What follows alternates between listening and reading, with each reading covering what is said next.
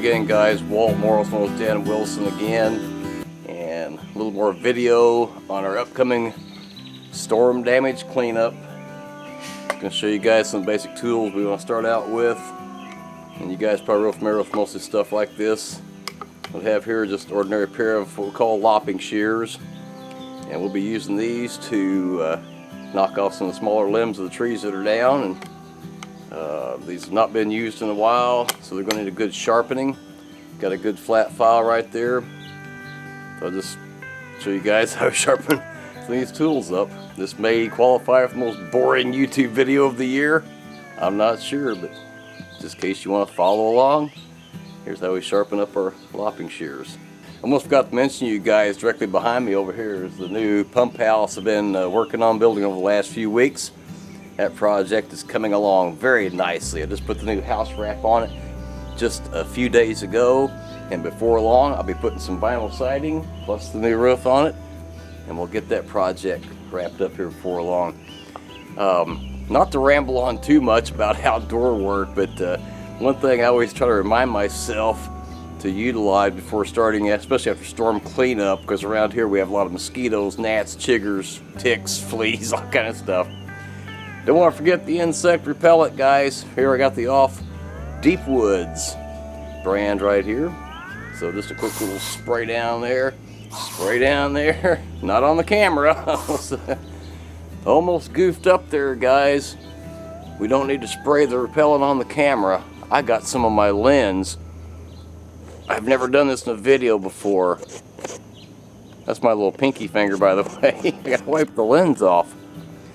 A little goof up there, but anyway, we may put that one in the blooper file, I'm not sure. Don't forget the insect repellent, guys. Keep those critters off of us. Okay, guys, I was talking about just a minute ago here. Got the old lopping shears. They've not been used for a while, and the blade there is just a little on the dull side. So what we're going to do here is take an ordinary flat file, so you guys can get this in the video okay. You can see our beveled edge right here.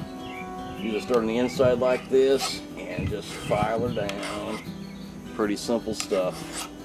Just want to follow that beveled edge across there like that, all the way across. Bring that on the tip.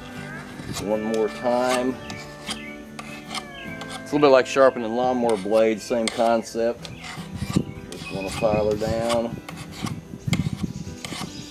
So we get a nice, good, clean edge on that. What I'm doing right here, guys, I'm filing on the this back here, just like I explained on the lawnmower blade sharpening video I did a while back. You want to go back here and file on what's called the relief angle, which is the angle farther back on the edge there. And we'll come down here and steepen the file up just a little bit and go right on the very edge. That's going to be our final filing like that. We'll get a good sharp edge on there.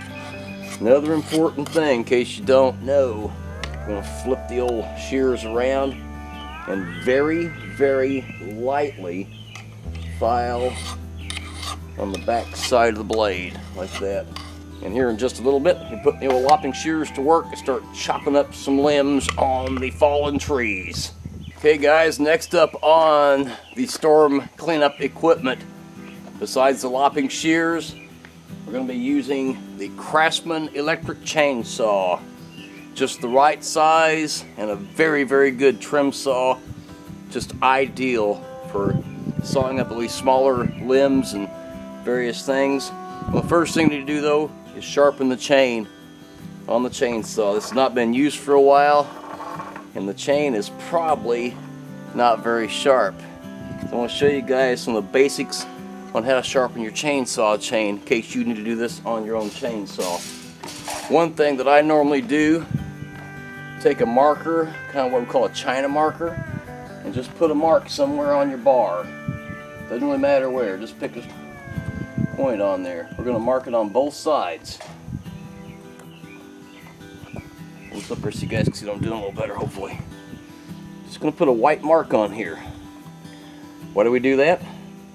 So we know we've been all the way around the chain. Otherwise you might start sharpening and you'll just keep going and going and going until the chain's gone. That's joking a little bit. In case you guys don't know, I'll try and get you a close-up shot here. It's hard doing this on video. The teeth in this chainsaw chain are angled different directions. Alright, so that way it cuts on both sides of the bar. One thing you'll need, if you do this on your own, is a round file like this. That's the right size for your chainsaw chain. They're different sizes. This one is a 5/32 file, which is just perfect for this particular chain. In addition to that, what I have here needs to be wiped off a little bit, is a guide bar. Don't know if you make it out very well or not. What we have here are different degree markings on there, and all chainsaw chains are slightly different, but they're not that different. Most of them will file out at about 22 degrees. So if you have one of these, has a guide on it, it's very, very helpful. So all we do is pick a starting point, we put our mark on there, we'll lay the file on there, line it up on the marks, and just push it gently. So we got to do, put the file in there, line up on our marks, push it gently into the tooth, just like that. And usually I'll do about 3 passes.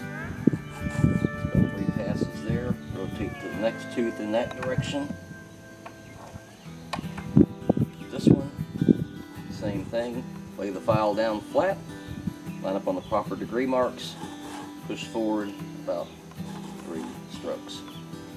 Now when it comes time to do the teeth going the other way, just turn your file around like this on the other side. Same thing. Line up on your degree marks, push forward. About 3 strokes is all it takes. So anyway guys, there's some basics on some chainsaw maintenance, on keeping your chain good and sharp. Maybe another video, I'll show you guys some of the pointers, including how to clean your bar effectively, how to adjust your chain if necessary, and of course we're going to be adding some bar and chain oil right in here before we use the machine. And in a future video, I'll show you guys this chainsaw in action. I want to thank you guys for checking out the video. If you like these kind of videos, be sure and smash that like button over there. And if you haven't done so yet, I encourage you to subscribe to my YouTube video channel for more videos coming up on tool maintenance, tool demonstration videos, and who knows what else. Again, I'm Walt Moore, also known as Dan Wilson. Thanks again for watching. Check in with you guys on the next video. Take care and God bless.